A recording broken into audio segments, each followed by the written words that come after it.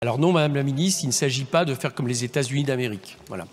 Je vais rappeler un peu la genèse de cet amendement qu'on avait travaillé dans le cadre d'une mission d'information avec Jean-Paul Mattei. L'idée était de savoir comment on peut faire en sorte de dissuader les personnes qui partent à l'étranger pour des questions d'évasion fiscale, pour contourner l'impôt et payer moins d'impôts.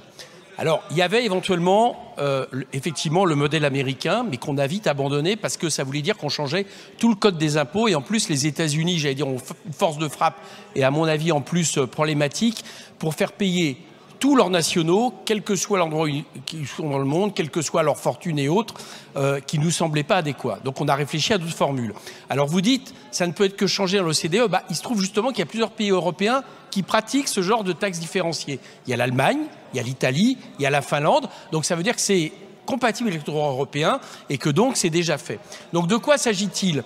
Il s'agit à la fois d'une taxe dissuasive, pour éviter que les gens qui se disent « Tiens, c'est intéressant de partir dans un pays à fiscalité privilégiée pour payer moins d'impôts », ne le fassent pas parce que du coup, entre guillemets, ils vont être rattrapés par la patrouille. Et s'ils le font, eh bien effectivement, d'avoir un effet où on récupère quand même une partie de l'argent. Donc pour être très clair, l'idée est de faire en sorte que quelqu'un...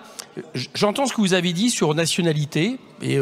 moi, je propose de le voter, et y compris de sous-amender après, parce que vous avez raison, quelqu'un qui est étranger en France, qui vit depuis 10 ans, puisqu'on est sur la résidence, devrait être assujetti de la même manière. Mais ça ne change pas le fond de la question. Donc, il s'agit de personnes qui vivent en France et qui payent des impôts en France depuis un certain nombre d'années, qui décident de partir dans un pays à fiscalité privilégiée. Qu'est-ce que ça veut dire? C'est-à-dire un pays qui a une fiscalité globale, et je ne suis pas d'accord avec le sous-amendement qui réduit ça seulement au revenu du travail, parce qu'on voit bien que sur tous nos débats sur la taxation des hyper-riches, on passe à côté du coût de la cible, qui partent dans un pays de fiscalité privilégiée, et de leur demander de payer la différence entre ce qu'ils payent ici en France et ce qu'ils paieront pendant un certain nombre d'années, c'est-à-dire 10 ans, on est obligé de le borner, sinon ça ne passe pas, pendant 10 ans, et de faire en sorte que de cette façon, on compense les choses. Voilà, c'est un amendement, le fonctionnement marche, je dis, dans d'autres pays c'est fait. 125 exprimé, 263, majorité 132, pour 131, contre 132. L'Assemblée nationale n'a pas adopté.